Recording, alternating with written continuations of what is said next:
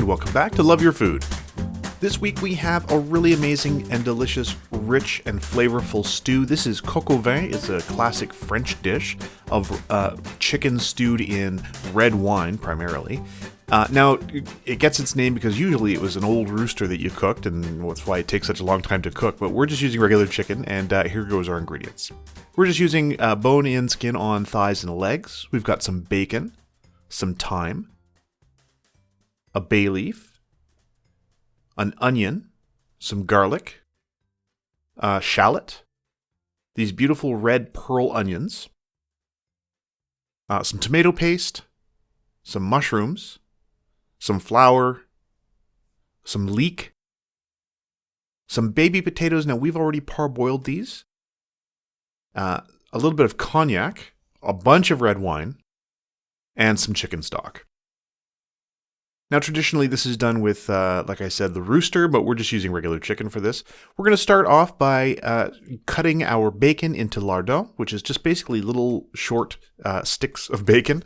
And we're going to start that rendering because we are going to be using the bacon in the recipe. We also want to use the fat to brown our chicken before we get going on all the stewing. So that's going to go into our pot, and we're going to start the heat on that and just let that render while we do the rest of our mise en place. We're going to start off with some garlic here. So really we're going to do all of our aromatics. So we're going to chop everything pretty small.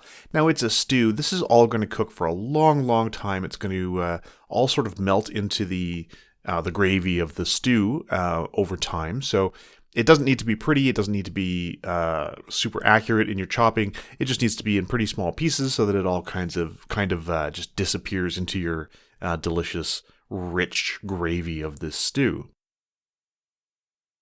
Same with the shallot and the onions. We're going to cut them all pretty small. You definitely want to cut against any grain in your food, so there's not long strands of stuff. Those will stay a little more persistent in the stew.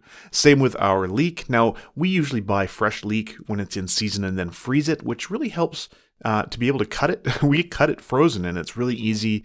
Really helps, makes it a little bit more tender as well once it's been frozen. We're also going to cut up the mushrooms, so we're just going to quarter these. We're not going to be cooking those until really close to the end, but we're going to get all our mise en place ready.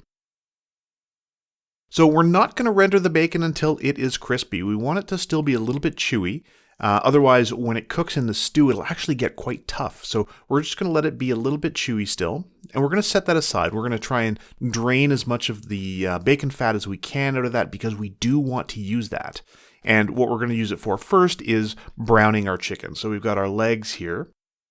Now, as I said, this is traditionally done with a rooster. If you can get your hands on capon, it might taste a little more authentic, but I mean, if all you have is just regular chicken, and again, we use the dark meat, we're going to stick with thighs and legs. It's our favorite. It's fine. This is a very easy way to do this recipe. So a little bit of salt and pepper on these. And we're just going to let those brown on both sides a little bit of salt there. We're just going to let that brown in the bacon fat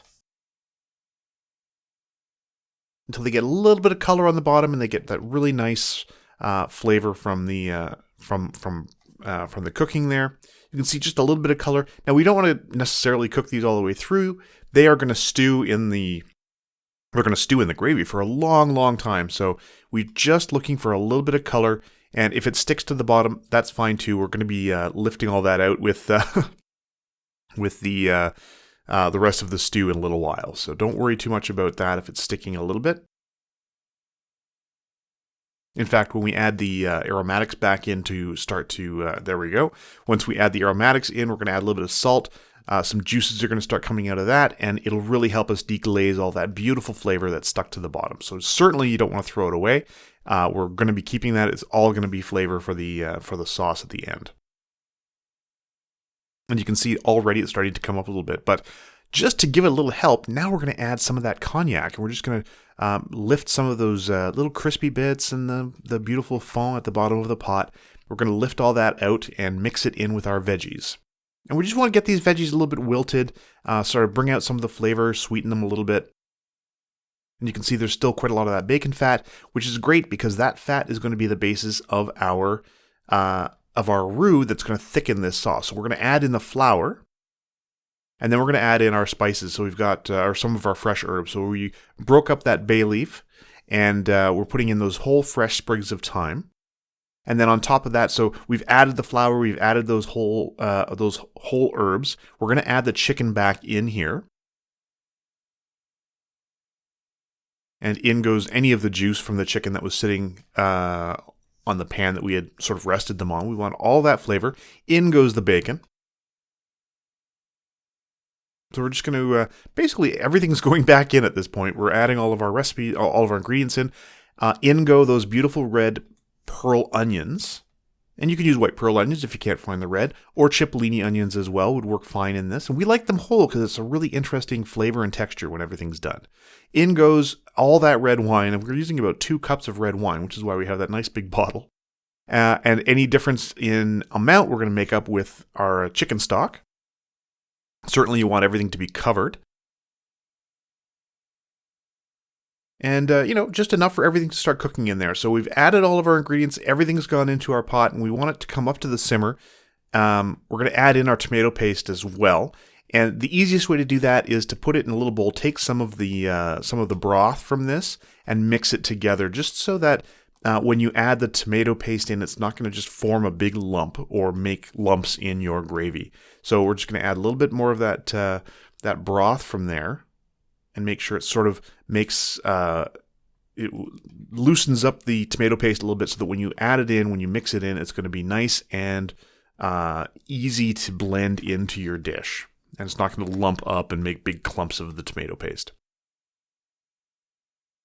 So there you go. Give it a little gentle stir. You want to try and get some of those ingredients moving around in there a bit as it starts to cook. So it's coming up to temperature now.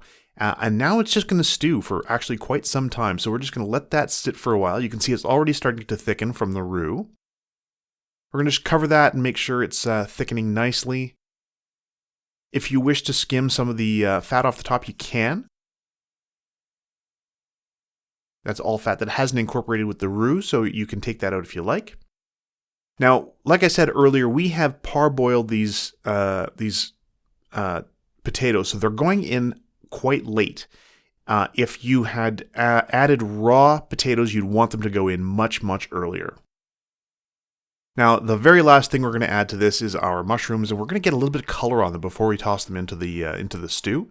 So a little bit of salt and pepper on these while they're in the pan, some melted butter. And we just want to get a little bit of color on these. So we're going to make sure that we're going to try and turn them so that more of them have the flat side down, so we get a little bit of color on that flat side, the exposed side of the mushroom. And these are just regular cremini mushrooms. You can use white mushrooms, whatever you have on hand. Now we're going to get our herbs ready. This is going to be basically for garnish. We're going to get rid of some of those big stems. And same with the thyme here. So we've got thyme, parsley, a little bit of chive as well. You want to make sure you're getting all those stems out of there, because they are tough and unpleasant. And then we're going to chop that until it's quite fine. And this is going to be a beautiful aromatic cover, a little garnish on top of our bowls of this incredibly rich flavored stew. Now you can see how beautiful and thick that is. This has been cooking for some time now. We're going to add in our mushrooms in just a moment here. There go our mushrooms. You can see they've got lots of nice color on them. They've got a little bit brown. They've released a lot of their water.